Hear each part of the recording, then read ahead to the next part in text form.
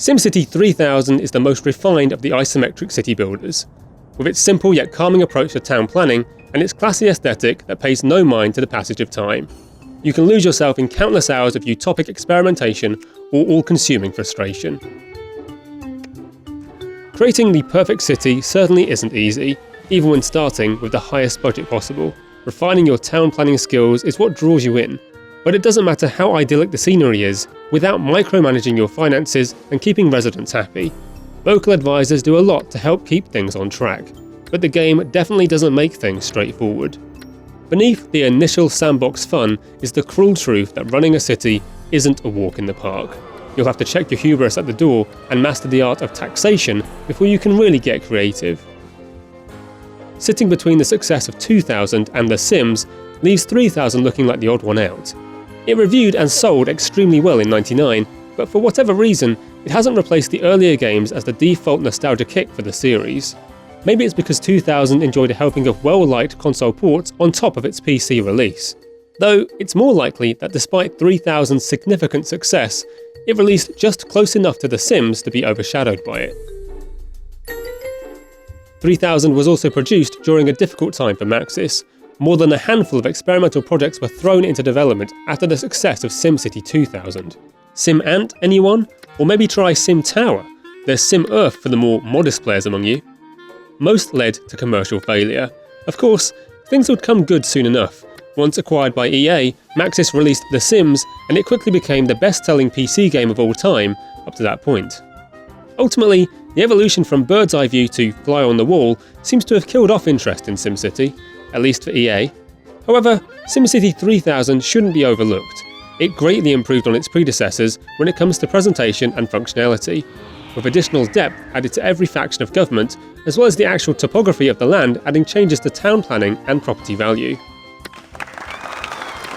The UI is a lot easier to understand, and a live music score sets a tone of rich thoughtfulness throughout each play session. To rediscover SimCity 3000's soundtrack as an adult, having enjoyed it for countless hours as a child, is to visit a mental space so serene and tranquil that it's impossible not to be in a good mood for a few seconds.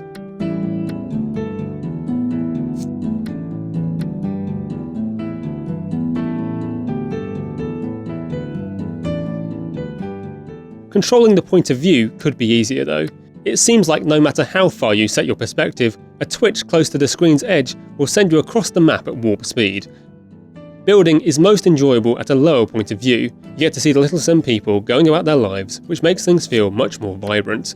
But it becomes fiddly and frustrating, leaving you mostly observing your civilization from a distance.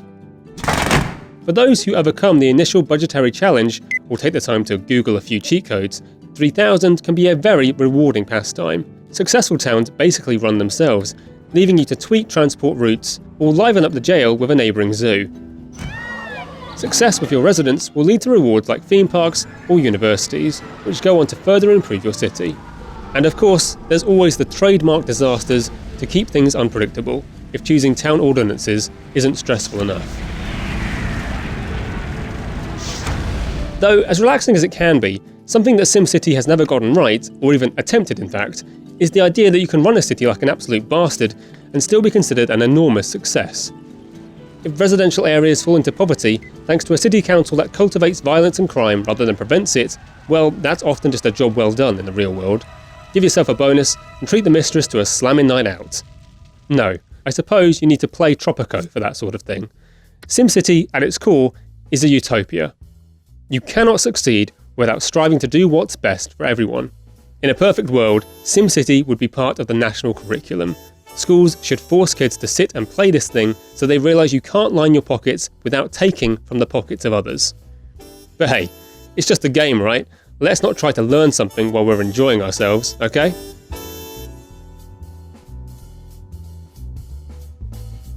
You can get hold of SimCity 3000 on goodoldgames.com, and it runs well on Windows 10, though your aspect ratio may need adjusting. Thanks for watching Reinstall, and remember to subscribe to PC Gamer.